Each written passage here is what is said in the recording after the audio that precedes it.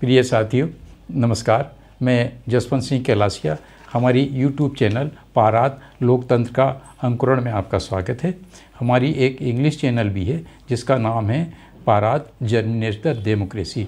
हम social media के अन्य प्लेटफॉर्म पर भी उपलब्ध हैं। इसके विवरण जो आप डिस्क्रिप्शन में देख सकते हैं। यह चैनल किन उद्देश्यों से लॉन्च की गई है, इसके क्या ध्येय हैं, इसका क्या लक्ष्य है, इस विषय में भी डिस्क्रिप्शन में हमने संक्षेप में जानकारी दी है। इसका आप अध्ययन कर सकते हैं। आज हम एक नई वीडियो सीरीज़ आपकी सेवा में प्रस्तुत कर रहे हैं। हम कुछ दिनों से ऐसा महसूस कर रहे हैं कि सोशल मीडिया प्लेटफॉर्म पे, खासकर फेसबुक पर, अनेक कुछ ऐसी पिछड़ी जातियां और अनुसूचित जातियां हैं जो अपने आप को क्षत्रिय कहलाने में गर्व करती हैं, और उन्होंने सैकड़ों ऐसे संगठन बनाए हैं, ऐसे फेसबुक पेज बनाए हैं जिसमें उन्होंने जो उसका नामकरण किया उसमें आगे पीछे क्षत्रिय शब्द को लगाते हैं वो लोग। तो इस विषय में एक आलेख तैयार किया है। इसको बड़े ही व्यापक तरीके से हम प्रस्तुत करेंगे और इस समस्या की जड़ में हम जाने का प्रयास करेंगे कि हमारी जो पिछड़ी जातियां हैं, जो मंडल कमीशन की बेनिफिशरीज़ हैं, और कुछ अनुसूचित जातियां हैं जो संविधान में जो प्रदत्त विशेष प्रावधान है उसके अंतर्गत लाभान्वित हैं, तो उनमें जो एक क्षत्रिय बनने का जुनून है, हम इसको कुल मिलाकर के अच्छा नहीं मानते। तो इन सब चीज़ों की विस्तृत भूमिका के साथ में हम ये आलेख प्रस्तुत कर रहे हैं। इस आलेख को हमने 13 भागों में बांटा है, क्योंकि हमारे लिए ये संभव नहीं है कि हम लंबे लंबे वीडियो बनाएं। तो औसतन 10, 12, 15 मिनट के ये वीडियोस आपको देखने को मिलेंगे, और इसका हम प्रथम खंड आपकी सेवा में आज प्रस्तुत कर रहे हैं। इस आलेख का हमने शीर्षक दिया है, कुछ अन्य पिछड़ी जातियों और अनुसूचित जातियों में क्षत्रिय बनने का जुनून, भारतीय शासक वर्ग 15% को सत्ता केंद्रों में बने रहने और मूल निवासियों 85% को गुलाम बनाए रखने में मददगार। मैं इस शीर्षक को पुनः आपकी सेवा में पढ़ रहा हूँ। कुछ अन्य पिछड़ी जातियों और अनुसूचित जातियों में क्षत्रिय बनने का जुनून, भारतीय शासक वर्ग 15% को सत्ता केंद्रों में बने रहने में और मूल निवासियों 85% को गुलाम बनाए रखने में कारगर। चूँकि हमारा ये आलेख या मोनोग्राफ पूरी तरह तकनीकी स्वरूप का है, अतः इसको हम भाषण के रूप में आपके सामने प्रस्तुत नहीं कर पाएंगे, क्योंकि इसकी विषय वस्तु भी बहुत ही तकनीकी स्वरूप की है। अतः इसके मोनोग्राफ को हम आपके सामने पढ़कर सुनाएंगे। इसके लिए यदि आप कुछ असुविधा होती है तो हम क्षमा चाहेंगे। मैं इस आलेख का इस तरह से शुरुआत करता हूँ। फेसबुक पर भारत की अनेक विशाल जातियाँ वास्तव में एक विशाल ईथनिक समूह हैं, जैसे कि कोली, कोरी, शाक्य, माहौर, बुनकर आदि अनेक नामों से हिंदी भाषी क्षेत्रों में जानी जाती हैं, तथा गैर हिंदी राज्यों में वहाँ की स्थानीय भाषा में सैकड़ों जातियों के नाम से जानी जाती हैं। के लाखों युवक युवतियों और उनके जातीय संगठनों का जो वैचारिक, सांस्कृतिक, धार्मिक झुकाव है, वो उसके तहत वे अपनी जाति को क्षत्रिय कहते हैं या मानते हैं, और तदनुसार अपने संगठनों के शीर्षक में क्षत्रिय नाम जोड़कर क्षत्रिय होने का भ्रम पालते हैं, एवं स्वयं का महिमा मंडन फॉल्स सेल्फ प्रेजिंग करके ठीक उसी तरह से स्वयं गौरवान्वित सेल्फ ग्लोरीफाइड करते हैं, जैसे कि वर्ण व्यवस्था के दूसरे क्रम के परंपरागत क्षत्रिय वर्ण करते हैं। ऐसा ही भ्रम कुर्मी, लोधी आदि अन्य पिछड़ी जातियों में भी है। कुर्मी लोग अपने को क्षत्रिय कुर्मी लिखते हैं, और लोधी अपने को लोधी क्षत्रिय लिखते हैं अपने संगठनों में।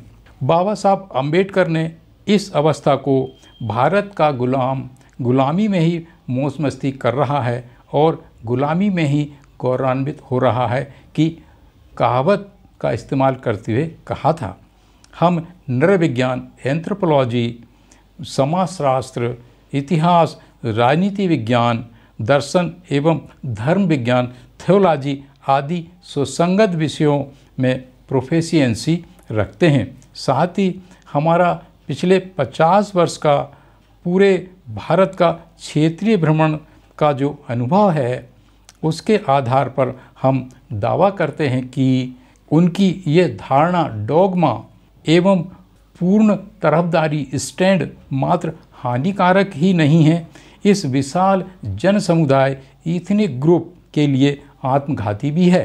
इस धारणा के आत्मघाती एवं मात्र कोली कोरी शाक इत्यादि पिछड़ी समाज तक ही सीमित नहीं होंगे, अर्थात उधर्वाधुर समाज क्रम, वर्टिकल सोशल ऑर्डर वाली इस विशाल समाज के नीचे के क्रम वाली तथा ऊपर के क्रम वाली समस्त जातियों, समाजों, जन समूह जैसे कि अन्य पिछड़ा वर्ग, अनुसूचित जाति एवं धार्मिक अल्पसंख्यकों पर भी बहुत विनाशकारी प्रभाव पड़ेगा। हमारा ये प्रश्न है कि उनका ये जो धारणा है कि हम क्षत्रिय वर्ण के हैं, तो इसका प्रभाव बड़ा व्यापक और बहुत ही हानिकारक रहेगा, ऐसा हमारा कहना है। प्रश्न यह किया जा सकता है कि जब सब समाजों, जातियों, संप्रदायों के लिए उक्त धारणा हानिकारक है, तो फिर फायदा किसका है? उत्तर है सिर्फ एवं सिर्फ भारतीय शासक वर्ग का। मात्र फायदा ही नहीं, ऐसी धारणा उन्हें राज करने, सत्ता शक्ति पर सतत रूप से काबिज रहने में बहुत मदद करती है। इस शब्द भारतीय शासक वर्ग के विषय में हम फिर कभी व्याख्या वर्णन करेंगे। उक्त अवधारणाओं के उद्देश्यों, कारणों एवं लक्ष्यों के विषय में हम यहाँ इसलिए वर्णन नहीं कर रहे हैं क्योंकि प्रथम तो सब बातों को समझने के लिए हमें बहुत गहराई से जाना पड़ेगा, जिससे यह वीडियो श्रृंखला बहुत लंबी हो जाएगी। दूसरे यह कि हमारा ये खुलासा राजनीति की तरफ चला जाएगा और हम विवादित आलोचना के शिकार हो जाएंगे। अतः हम इस वीडियो श्रृंखला को वैज्ञानिक, शास्त्रीय, तकनीकी स्वरूप देने का प्रयास करना चाहते हैं। हमें यह भी ज्ञात है और हम स्वीकार भी करते हैं कि हमारी ये सब बातें बहुत कम लोगों को समझ में आएंगी एवं स्वीकार होंगी। इतना ही नहीं, भारत की जो महान सोशल मीडिया संस्कृति है, उसके तहत हमें अश्लील टिप्पणियाँ, गाली गलौज का सामना भी करना पड़ेगा। लेकिन हम हमारी इस विशाल जाति के वरिष्ठ 70 वर्षीय सदस्य हैं, अतः सच्चाइयों को उजागर करने के लिए हमें ये सब सहन करना ही पड़ेगा। इस पृष्ठभूमि के साथ हम अपनी बात इस प्रकार से व्यक्त करना चाहेंगे। इस बात में कोई विवाद नहीं है कि ब्राह्मणवाद, जिसे कालांतर में भिन्न भिन्न नाम दिए गए, जैसे मनुवाद, सनातन धर्म, संस्कृति, हिंदुइज्म इत्यादि, भारतीय उपमहाद्वीप में आए आर्य नस्लों का धार्मिक, सांस्कृतिक दर्शन एवं जीवन शैली है। इसकी नींव चतुर्वर्णीय व्यवस्था पर टिकी हुई है। किसी भी ब्राह्मणवादी, मनुवादी, सनातनी और अब हिंदू के लिए यह अनिवार्य है कि उसका कोई न कोई वर्ण अवश्य हो। चारों वर्णों के विषय में ये भी हमें स्पष्ट कर देना चाहिए कि प्रथम वर्ण ब्राह्मणों एवं तृतीय वर्ण वैश्य के विषय में समाज विद्वानों में कोई भ्रम नहीं है, लेकिन द्वितीय एवं चतुर्वर्ण क्षत्रिय एवं शूद्र के विषय में समाज विद्वानों में बहुत बड़े बड़े भ्रम हैं। यहाँ हम मात्र शूद्र में व्याप्त भ्रमों के विषय में ही चर्चा करेंगे। हमें अच्छी तरह से ये स्पष्ट हो जाना चाहिए कि इन आर्यन नस्लों ने अपने को 4 वर्णों में बांटा और कार्य विभाजन कर अधिकारों, कर्तव्यों, गतिविधियों का निर्धारण किया। इस प्रकार जो परंपरागत शूद्र वर्ण है वो इन्हीं आर्यन नस्लों में से ही है। देश में जो कायस्थ, श्रीवास्तव, सक्सेना और इनका जनसंख्या में जो प्रतिशत है वो इन्हीं शेष 3 वर्णों के प्रतिशत के ही लगभग है। वास्तव में ये ही शूद्र वर्ण हैं। ये सारे तथ्य डीएनए टेस्ट से और प्रमाणित हो गए हैं। इससे स्पष्ट होता है कि इन आर्य नस्लों का ब्राह्मणवाद, सनातन धर्म, वैदिक धर्म, कथित हिंदू धर्म मात्र कायस्थों, श्रीवास्तवों, सक्सेनाओं तक ही सीमित है।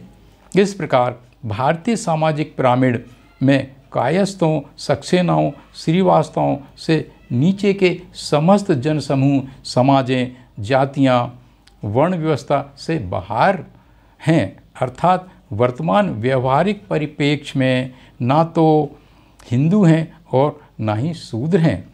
वे अनार्य, द्रविड़, कौल, शाक्य वंशी, नागवंशी अर्थात इस भारतीय उपमहाद्वीप के आदिकाल के मूल निवासी इंडिजीनस पीपुल्स हैं। ये भारतीय संविधान के तहत भी ये सब समाजें, जातियां, अन्य पिछड़ा वर्ग, अनुसूचित जातियां, अनुसूचित जनजातियां एवं इन्हीं जनसमूह, इथनिक ग्रुप में से धर्मांतरित लोग जो धार्मिक अल्पसंख्यक कहलाते हैं शामिल हैं। इस पृष्ठभूमि के साथ हमारा यह प्रथम एपिसोड यही समाप्त होता है। कृपया अगले एपिसोड की प्रतीक्षा करें।